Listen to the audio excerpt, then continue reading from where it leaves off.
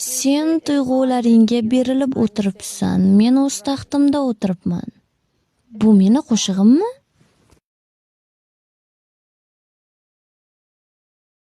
Sen tuyg'ularingga berilib o'tiribsan, men o'z taxtimda o'tiribman.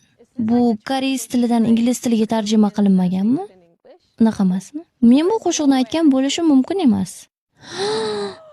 Shoshmang. Yaxshi, boshidan men gapimni qaytib oldim. Iltimos bu yerni kesib tashlang.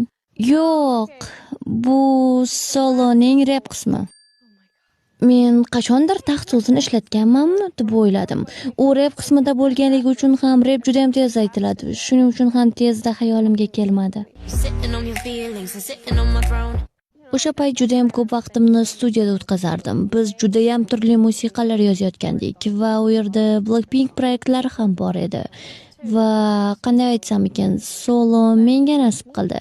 Menimcha shuning uchun ham esimdan chiqdi. O'sha payt bu qo'shiqni juda ham yoqtirdim va men uchun ekanligini bildim. Hatto uni qanday bo'lishini ham tasavvur qildim.